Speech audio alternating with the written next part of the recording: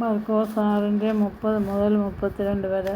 അപ്പോസ്തലന്മാർ യേശുവിന്റെ അടുത്ത് ഒരുമിച്ച് കൂടി തങ്ങൾ ചെയ്തതും പഠിപ്പിച്ചതും അറിയിച്ചു. അനേകം ആളുകൾ അവിടെ വരികയും പോവുകയും ചെയ്തിരുന്നു. ഭക്ഷണം കഴിക്കാൻ പോലും അവർക്ക് ഒഴിവ് കിട്ടിയിരുന്നില്ല.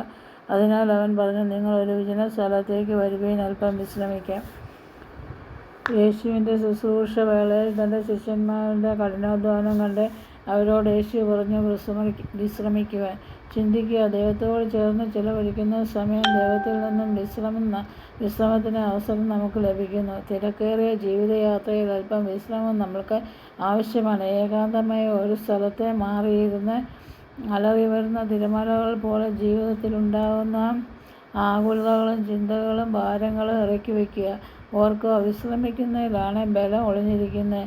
ശരീരത്തിനും മനസ്സിനും വിശ്രമം തരുന്ന കാര്യങ്ങൾ തീർച്ചയായും നല്ലതാണ്. അത് കൂടുതൽ ഫലം നൽകും, ശുശ്രൂഷ ചെയ്യാൻ നമ്മെ സഹായിക്കും.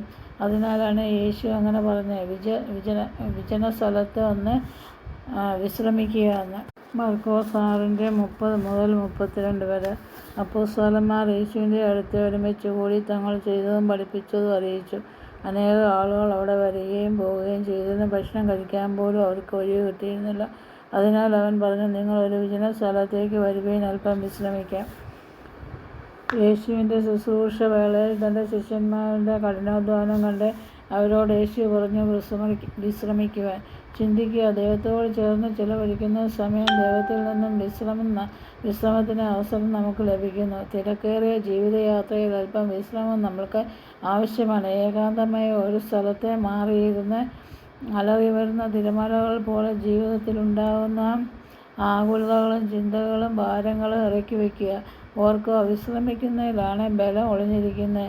ശരീരത്തിനും മനസ്സിനും വിശ്രമം തരുന്ന കാര്യങ്ങൾ തീർച്ചയായും നല്ലതാണ്.